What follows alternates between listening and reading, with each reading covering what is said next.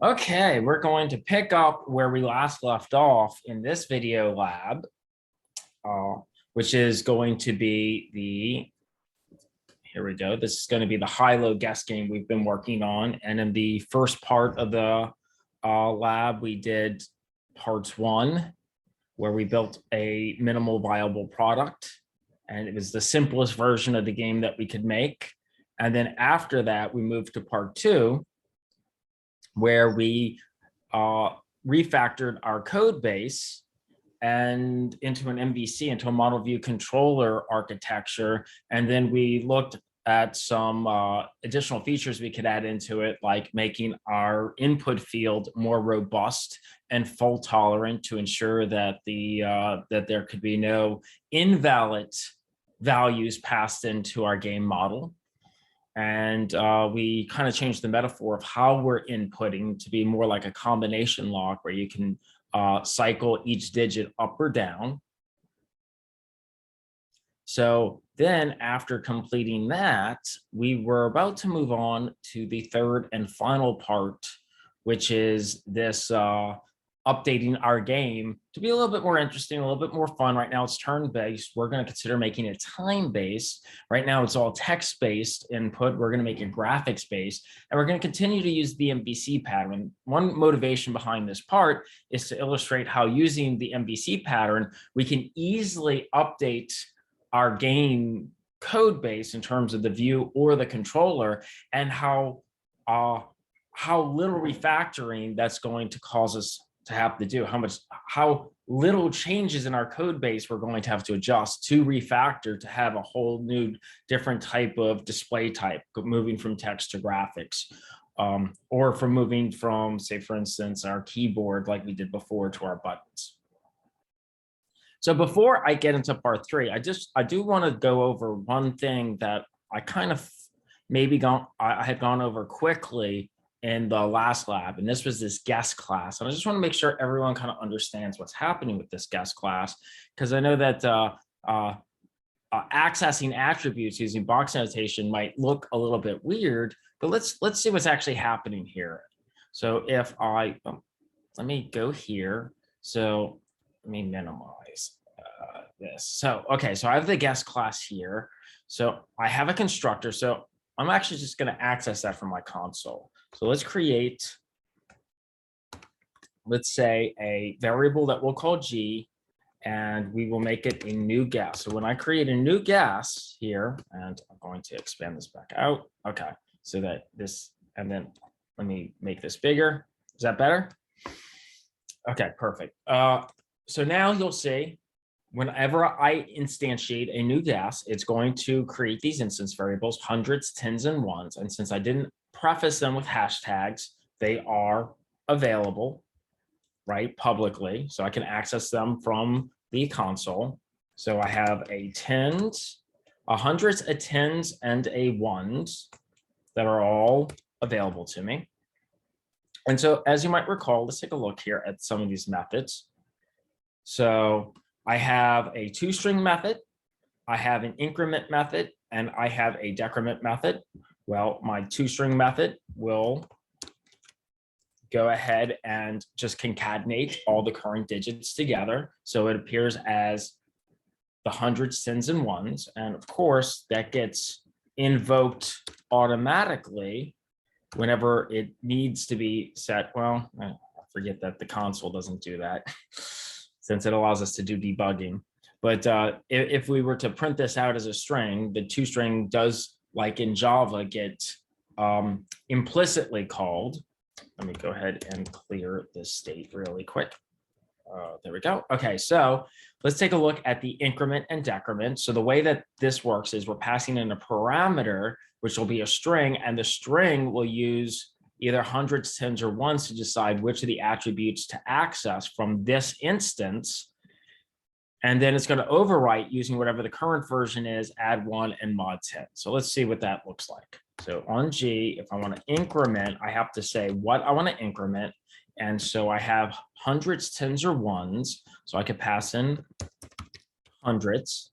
And so now I could say my hundreds has been incremented by 1, right? And each time I call that, it will increment it again. And so then if I do tens, and I go, and then the same would be said if I did the decrement. Oh, wait. I don't know why I did decrement, increment, autocomplete. Okay, and so let's take a look at that. And yeah, and then our tens is back to 0.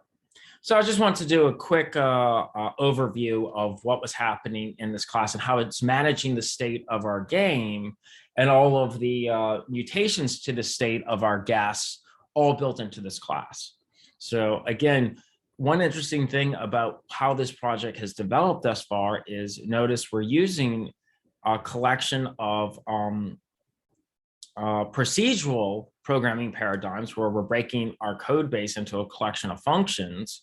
But on top of that, we can then build an object because it makes sense to have an object to represent our guesses. And then we can have an object that's then managed by our procedural code base.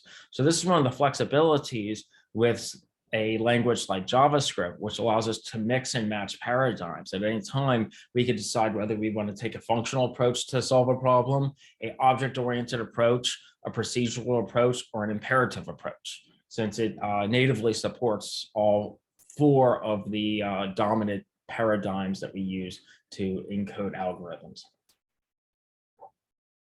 Excellent. Okay, so I just wanted to spend a little time just to highlight that because I don't think I had spent the time to kind of clearly show exactly what was happening inside of our guest class. So now that we have a strong understanding of that, let's take a look at part 3, where we're now going to modify the code that we built from the last video into this mock-up here. So part 0 of our goal 3, we're going to talk a little bit about real-time design. So a quick summary here is we want to create a new mock-up for an improved version of our puzzle game. Each iterative goal will revolve around adding in the features that fully realizes this mock-up. So this is the end product that we're going for. And so here are specifications or our motivations. You could think of it as one of 2 ways where we have a motivation whenever we're building out an application, and based off the motivations, we define specifications. So those are like the line by line sets of features that we want to add on that don't currently exist inside of our app.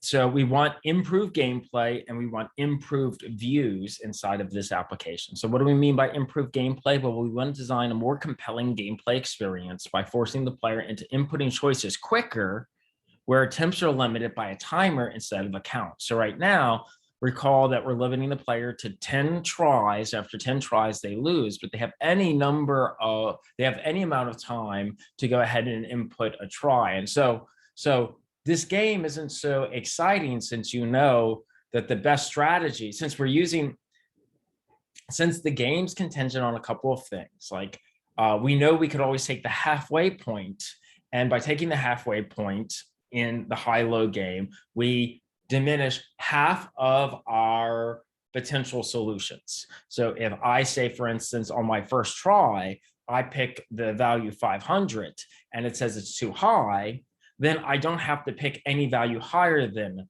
500. That means before I made one guess, there was 1,000 possibilities I could have selected. After just one guess, I've narrowed that down to just 500. And then if I keep continuing this practice of always taking the midway point, each time I diminish the possible set of solutions by half. So I go from 500 possible solutions to 250 to 125 and so forth. And so that is a logarithmic behavior. And so you can find out the maximum number of guesses by taking the number of possible values and taking the log 2 value of that. So you've probably learned about the algorithm efficiency of a log 2 from data structures, I'm sure. Let's see here. I should have math.log. I actually have a log 2 function built into the math class here. And if I pass in 1,000, you'll see that a log 2 on 1,000 is 9.96.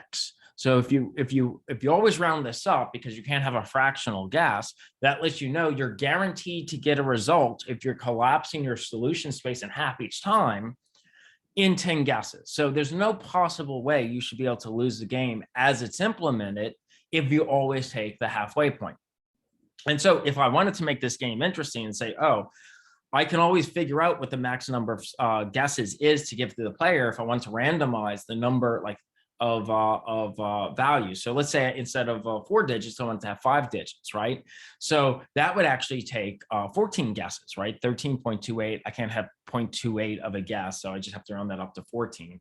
And if there were 6 digits, it would be 17 guesses I'd have to give. And if it was 100, if it was just a 2-digit number, it would be 7 guesses. And if it was 10, it would be 4. Okay, either way, it's not a very fun game. We can guarantee based off of this math that the user can always win.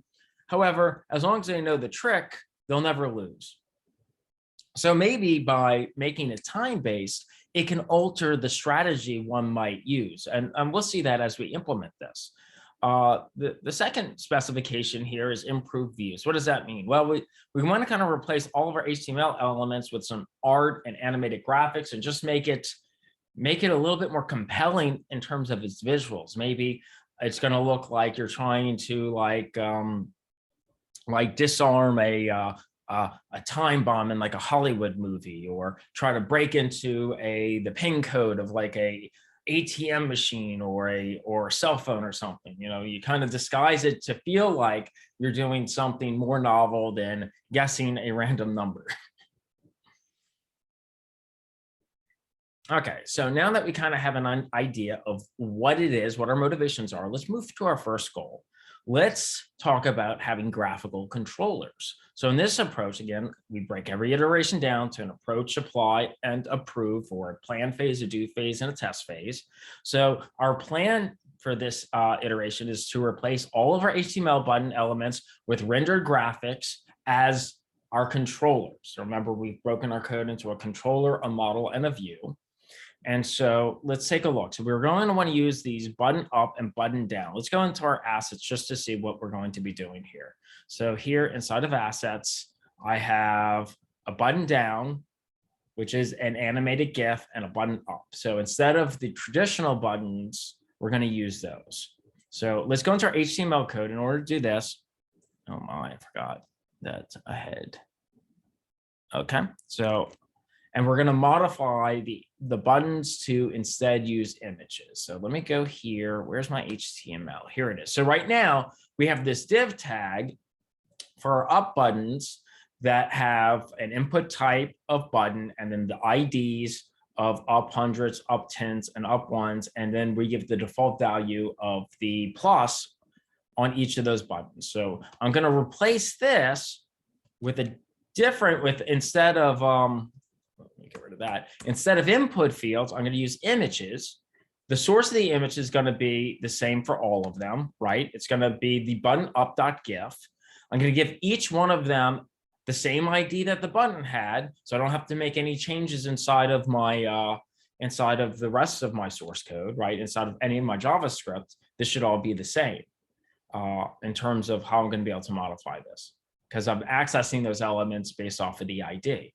And since all of the HTML elements are eligible to be targets for events, event targets, it doesn't matter if it's a button or an image that I create an event listener on. Okay, and so I'll have 3 of the same image, but with different ID tags. And we'll set the width to be 100 pixels. And I'm going to do the same thing. What is it? Button down. I'm going to do the same thing with my button down as well. So I'm going to replace those right here, these buttons, with some images. Okay, let's say. And so now that we've done that, that's all the code does. We're only going to touch the HTML for this. So now let's play the game and see if our game plays the same, but now instead of those buttons, let me close this out. I now have, yeah. And now if I click them, it works just like it did before. Perfect. Okay, so now we've updated the buttons. Let's move on to our next goal. Let's update our view so that our view is also graphical as well. So I want to do something very similar to what I did with the buttons. I want to replace those input fields with, instead of using the number fields, I want to use the images that I have. Let's see what images I'll have access to. So inside of my assets, look at what I have here. I have like these LED displays, and you'll notice that the images are named in a very specific way, where I have, like, if it's dash.png, it's a dash character. If it's a 0.png, it's a 0. A 1.png is the 1 and the 2 and the 3 and the 4 and the 5 and the 6 and the 7, the 8 and the 9. So it's very important to see that these image assets, the names of them correspond to the value that this image is supposed to represent. And it's going to be also true for what will eventually be my clues. So HI for high and LO for low. Excellent. So now let me go into here. And in my HTML, I'm going to replace, oh, let's get rid of that. Wait a second. Let's kind of mess some things up here. So that's a problem with copy pasta. Let's make sure that div tag closes there. And let's make sure that this div tag closes here. Okay, perfect. Okay, so inside here, and let me actually get that. Okay, perfect. Just making sure everything's ordered correctly in terms of formatting. Okay, so now inside this div, instead of these input fields, notice I'm instead going to use images, and the default set of images I'm going to use from assets is going to be 0, 0, 0. So before the player puts in any guess, we're going to assume that the initial set of the display should be zeroed out. Now notice my digit hundreds, my digit tens, and my digit ones, my ID should be the same. And then we'll just make everything render with 100 pixels wide so that we get this nice kind of row column look. And, okay. Now we have to do a little bit more in order for the view to actually work in collaboration with our model. So we didn't have to do much changes to set event handlers on the images, but now we actually have to refer to which PNG we want to update from the collection of PNGs each time we need to update the digits, each time we go to print digits. So remember, in step 2 here, where we're going to refactor that print display function to update the source attribute for the images. We're going to get, this is going to be inside our Views.js. And that makes sense because that's what we're updating. So let me grab these and then we'll talk about what's happening. So let me go to print digits inside of view. So let me find my view. Okay, here we go. Inside of print digits, what we're doing currently is we're accessing from the DOM the digit hundreds, tens, and ones, and we're updating the value. Well, that's no longer the correct way because we've updated from input fields to images, but we're going to do something very similar. What we're going to do here is we're going to still use the document object. We're going to get the element by ID. We're going to get those elements by the same ID, but instead of by a value property, we're going to use the source property because that's what how images are going to set that file pathway to display. And then the source is going to be in assets. And effectively, we're doing the same thing we were doing before, but we're going to use the string template. We're going to dereference the hundreds value, the tens value, and the ones value, but we're going to embed that in a string that's going to treat it as a pathway to the PNG. So again, the hundreds would be, let's say that the hundreds was 0, then this would be assets/0.png. Let's say the guess was 9, then that would be assets/9.png. Let's say guess on ones was 7, then that would be assets/7.png. So whatever the value currently maintained in our guess instance will appropriately then map out to this print digits method as the state mutates. Okay. So once we do that, that's all we have to do. All we did was modify the view, and all we did was modify the controls. We didn't touch the model at all. Again, the power of M.V.P and model view controller design, and we've completely replaced out from text to graphics. And so now if I click up, it should update each one of these. And yeah, And we can actually test this. Let's actually see if I submit, yep, 643 is too low. So we can see that this actually allows us, and actually let me do this. And of course, that works fine. And let's go and see what the passcode is. We'll do it. Oops, obviously, let's do, and the passcode's 152. So let's test that out. 152. Yeah, and that perfect. So we can see our game plays just like it did before. But in my opinion, it looks a lot nicer, a lot more like a game at least. Okay, let's see.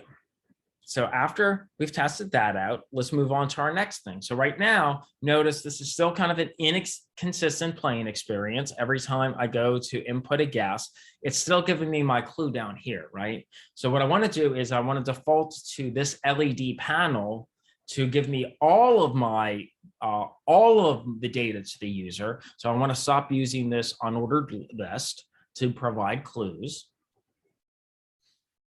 So in order to do this, our first step is to go ahead and remove actually the unordered list that will be the clues. We don't need that anymore. So let's go into our HTML element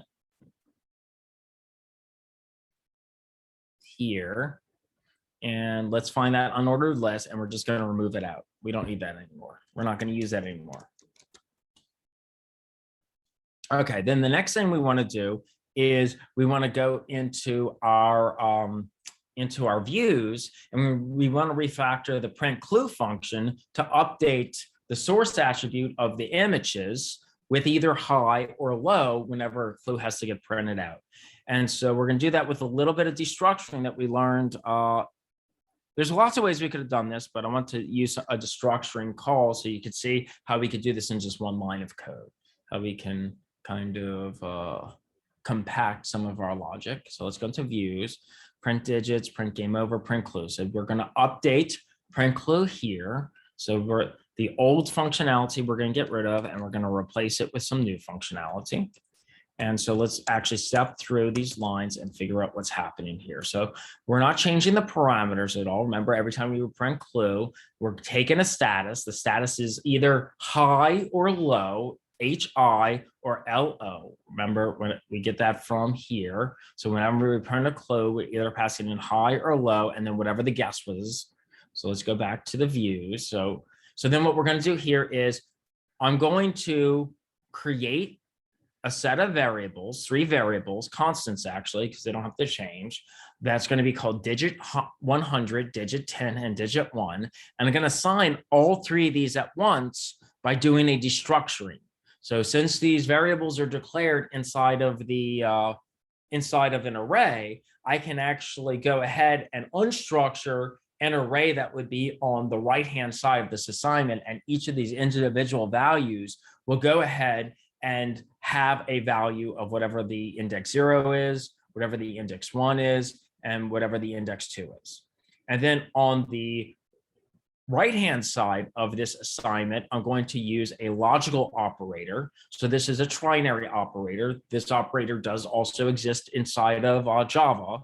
So a trinary operator has 3 operands. It has something that has to resolve to be true or false. On the instance that something is true, it will return this. On the instance that something is false, it returns this. So we check, is the status equal to high? If it is, we're going to return back an array with 3 elements, an H, an I, and a dash. The H would then get assigned to digit 100. The I would then get assigned to digit 10, and the dash would then get assigned to digit 1.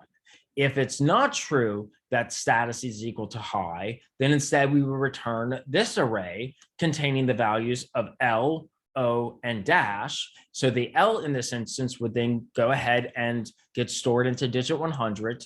The O would then get destructured and stored into digit 10, and the dash would then get restructured, destructured and stored into digit 1. So I could have just as easily done an if-else statement and done a line of code that just assigned digit 100 to H and I and dash, and make something that was about 6 or 7 lines of code if each statement was on its own line of code. But again, just illustrating how I could do all that logic compact it with one using some of the data structures and destructuring operators that we have available to us in JavaScript. So once we have values in digit 100, digit 10, and digit 1, I will now use the document object to go ahead and grab those images with those IDs. I'm going to access their source, just like I did in print digit, and then I'm going to set the asset to either be high or low. So essentially our print clue is not dissimilar from print digits, but instead of using the guess to go ahead and print it, we're going to go ahead and use our own logic to determine what is going to get printed into that field, into our 3-digit panel. Okay, so once I do that, I should be able to just test it. So let's play the game and let's see if we get a low or high. So let's refresh. So let's do 500 and let's submit. And there we go. We now get our clue built into there as low. Okay, let's also do this again. So let's see if we can't get submit. Okay, yeah, that's too low. And let's do 999 and that's too high. Perfect.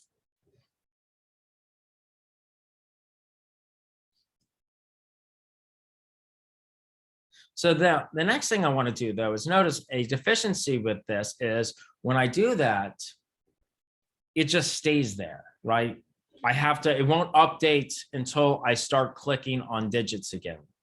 So this is kind of like a user experience deficiency. It actually impacts the user experience a little bit, where it doesn't return until I have to trigger some kind of event again to update the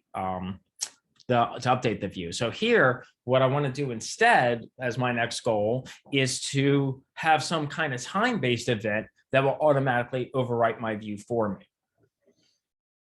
So what I'll do is I'll create a timer that can overwrite the clues view back into the digit view after, let's say, a second.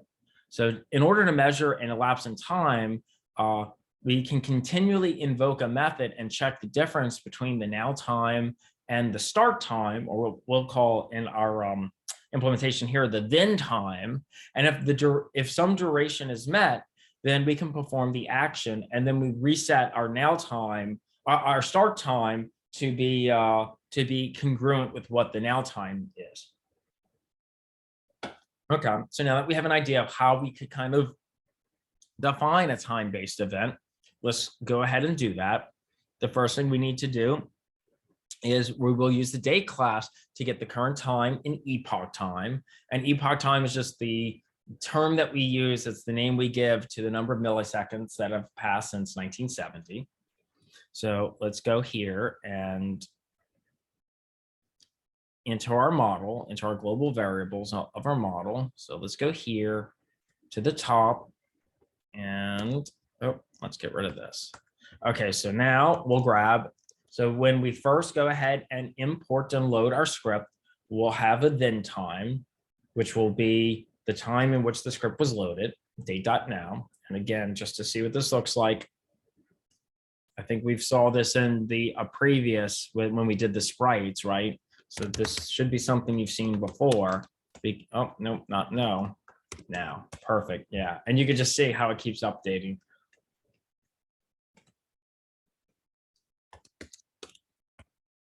There we go. Okay, then the next thing I want to do is I'm going to go into my model and I want to define a main looping function that will print the digits after a second has passed. And so this loop will recursively occur via the RequestAnimationFrame function. We'll take a look at that. This is the function we want to use every time we want to redraw the viewport in like a looped manner. So here I'm going to go into my model and I'm going to create a main function.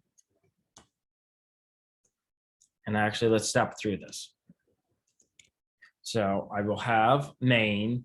What main will do each time it's invoked is it will query the date object to find out what the current time is, what the now time is, and it will save that. Then it will subtract the now time from the then time to find the difference. if the difference between the now time and effectively the start time, the then time, is greater than 1,000, this is in milliseconds, then that means a second has passed. If that's the case, then I want to go ahead and I want to invoke print digits again, so it updates. So again, let me get a clue. So when I would normally get access to print digits, right, every time I invoke print digits, it updates with the digits. So when I do it manually, you saw how without guessing or without having to input a number, it was able to bring me back to my digits. Well, in this instance, the main function will invoke that method after a second has passed. And then what I'm going to do is the window object has this RequestAnimationFrame method built into it. And you can register a function. And so what this function does is it invokes this method 60 times a second effectively. So every time the viewport has finished updating, the browser will invoke RequestAnimationFrame to see if a redraw has to occur. So by registering this method with the window object with a RequestAnimationFrame, the browser will now invoke this for us indefinitely. And each time it invokes it, we're then handling the logic of determining whether a second has passed or not. And then in order for this function to actually launch initially, since it's registering itself right here, we will go ahead and invoke it right underneath. So after defining it, we will invoke it, and that'll start the process of having it get called again and again and again.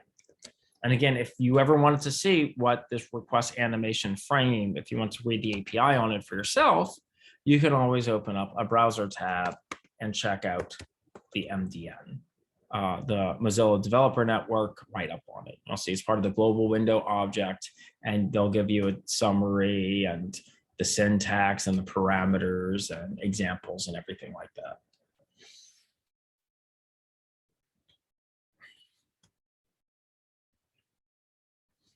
Excellent. Okay, so now that we've done that, let's move on to the next step. We also want to go ahead and update the ThenTime every time the clue is displayed so that we can start that 1,000 millisecond countdown again. So here,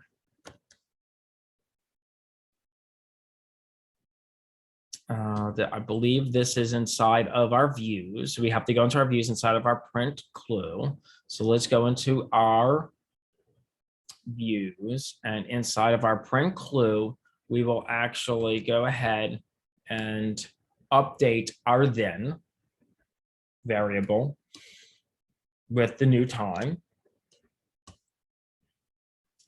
And so once we do that, we can now test. We could test to see if every time I make a guess after a second, yep, it goes and displays back. Perfect. And that just gives a little bit more fluid user interface or user experience. Okay, for our fifth goal, we're finally prepared, I think, where we can start to pivot away from our turn-based input scheme to a time-based input scheme. So I think we're primed for that because we actually played around a little bit with doing time-based events in just the previous step. So here our approach for a timer logic is we will use a timer instead of a counter for managing our game over condition. To manage the game state over time, we'll use a variable that tracks if the game is over or not.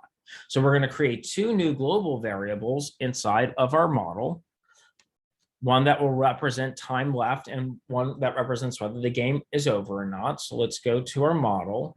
Let's go to the top here, and I'm going to go ahead and define a time left and a game over. So just keep in mind while I'm doing this, these things mutate over time. So I'm using the lit keyword to declare these, whereas the guess and the passcode are going to be the same. Well, the passcode doesn't change over time. That's why it's constant. And guess, the object itself won't change over time, just the properties inside the object. So we don't ever create new guest instances. We just use the one pre-existing guest instance and we change its hundreds, tens, and ones values so we can go ahead and declare that to const. So just keep in mind when I'm using const and lets and like what's motivating my decision between those two. So whether I have to write into it or not at any time.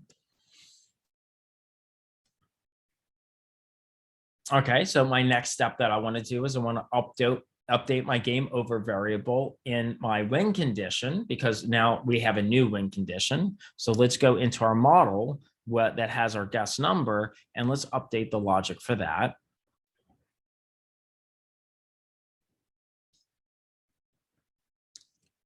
So let's go here. So let's update this. I think I can update it all, actually. I don't think I need any of that. I could probably even omit this tries. We won't need tries anymore either. Okay, let's see. Let's make sure that everything is formatted the way I want. This can go there. Okay. So the new guest number method, the implementation should be if guest is equal to passcode, so that's the same, then we will set our game over to true, and we will invoke our print game over method inside of our views with the win, sending it the win message, so it knows what to display out. And if the guest isn't equal to the passcode, then we will give a clue, and we'll pass guest to that clue. Excellent. So here we're just oscillating the game over. Now, the next thing we need to do is we need to update the view to report the time left instead of the temps remaining, because the temps remaining doesn't, I just deleted it, in fact, doesn't even exist anymore. So let's go into our views and update the innerHTML that we are printing to our temps text. So let's go to, and actually, I think I'm gonna, yeah, well, I guess we'll keep it the same method, so I don't have to change my code too much. But let's go to print attempts. Okay, so instead of the number of attempts left here in the innerHTML, I'm going to print time left. Oh, let's get rid of that assignment. Okay, so here I'll do time left, and I'll actually dress it up a little nicer too. I'll do a heading 2 element that's time left, and then pass in that global time left value.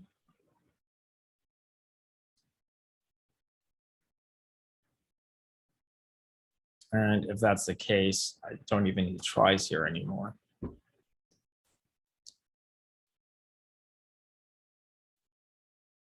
And you know what? Let me go into, since I'm going off script here, but I'm removing things that aren't there, that don't have to be any there. Let me see here. Let me make sure I got everything. So give clue. Yeah, this all looks good. Give clue, main method. Yeah, I like all this. And then views has print attempts remaining. Okay, so far so good. Okay, then the next thing I want to do is I want to go to step 4. I want to update the view to report game over with the time left instead of the tries left. So this is going to be in our print game over. Again, this is just going to illustrate if we won, how much time we got it in instead of how many guesses we got it. I'll just do this entire thing. So let's go to our views to print game over right here. We're doing tries.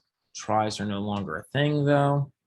So let's instead do something that's pretty much the same. It's just we will do time left and we'll subtract it from 30. Ideally, you probably want to store this in a variable as well, but for brevity's sake, we'll just do a hard subtraction. So 30 will be our starting time, and whatever time left, the difference between that is how fast we were able to guess it.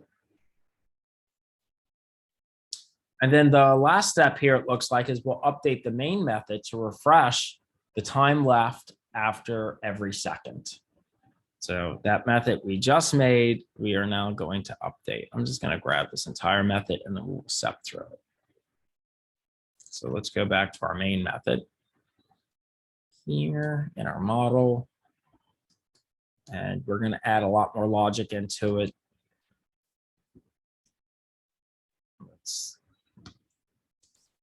there. Okay, so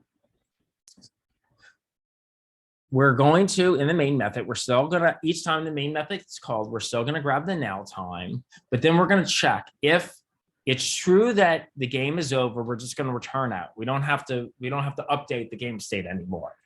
I'll show you what happens if we don't include this. This is something, if we won the game, we'll wanna go ahead and have this kind of implemented in there for us. Otherwise, if the time left is less than or equal to 0, then that's our lose condition. Again, before we were doing lose conditions based off of the number of tries was 0 or whatnot, but now we'll check to see if the time over is equal to 0 or less than 0. So that'll trigger our print game over message. And if the game isn't over, which means we won, or the time left isn't 0, which means we lost, then we're going to check the difference between the now and then time, right? And if it's greater than 1,000 milliseconds, then we will decrement time left by 1. That means 1 second has passed. Then we will print digits, just like we have been, and we will print attempts remaining, which, as you might recall, is how we're updating our time, our seconds. And then we will update the start time, the then time, with the new time, since we just did all the actions that are supposed to occur after 1,000 milliseconds. We will restart the 1,000 millisecond timer effectively. And again, we registered this with the RequestAnimationFrame, the window with the RequestAnimationFrame, this method, right? We're passing a reference to the method itself, and then we're still invoking it. So we're just adding in all of the logic we need to be able to control our game over condition. And then after that, I think that's all we need to do for this build. I think at this point we now have a time-based game instead of a turn-based game. So let's take, you have, so time left 29, 28, 26, 25. Okay, so now notice this is more challenging. Even if I restart here, and if I start at 500, and then I'm like, oh, that's too high. So let's go to 250. Trying to, okay, oh, that's going to be too low. So now let me do like 375. Like the traditional input scheme of taking the middle point that's going to be too high. So now, see, I'm running out of time each time I'm doing the analytical approach. So this is an interesting thing about when we pivoted this game. Now that it's not based off of the number of guesses, but rather the amount of time, you have to use a different strategy to beat the game. I don't think you'd have enough time to reliably beat the game by taking the analytical approach. So here, I think you probably always do it by focusing on one digit. 500 is too high, low, okay. High, low, and doing it the hundreds.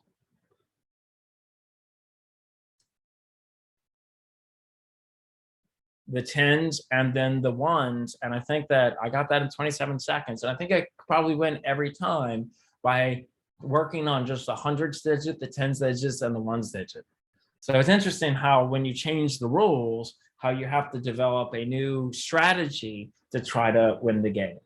But it's much more exciting playing a time-based version than a turn-based version, in my opinion. I'd be interested to get everyone's opinion in Discord after you start implementing this, playing it and seeing, first of all, if you can win, and second of all, if you can, whether you think it's more fun than the prior versions of the game. Okay, so now that we've done that, just some concluding notes for this lab. So our graphics view approach, I want to illustrate that since the app was divided into an MVC architecture, converting to a graphics view from the text view was rather trivial, right? We did that without having to make any adjustments into our model. Note that the strategy was employed to programmatically manage which images to which image assets to load, and we did that based off of the naming that we did. And if you wanted to improve this game for any reasons, if you want future improvements that I gave to myself, at least to make the game more interesting, would be to obviously improve the style of the game with CSS, such as background colors and centering. Other things I might do if I wanted to make this game even more feature rich would maybe store the fastest time in a leaderboard and save that in local storage so I could see what my fastest time was between plays, right? Local storage is a mechanism that allows us to store data. Your JavaScript app will have to use local storage. I cover that in the lectures. I don't cover that. I'll cover that probably not in next lab, but the lab after next. So it does get covered in a lab, but one we haven't used yet. So I implore you to look at the lectures for that. Other things I might do would be maybe add a difficulty mode that supports either a larger passcode, so a larger different set of numbers, or a different number of base. Like maybe you have to guess based off of hexadecimal numbers instead. So that would have the inclusion of characters like A, B, C, D, E, and F. That could be a lot of fun, having to guess the hexadecimal value. And if you wanted to know the number of guesses to solve using such a value, if it's not time-based, but if you want to do turn-based for any of those, just remember you can use the log2 and whatever the max value of guesses is, and that will give you the number of whatever the max value that you can guess is, and then you'll get the number of guesses it would take starting at 0. So it's the number of possibilities, not the max value, but that's on the assumption that the min value is 0. So really, it's the maximum number of combinations you would put into your log2 method, and it'll give you the number of evaluations you'd have to do using a strategy that is logarithmic. Excellent. So is there any questions about this lab?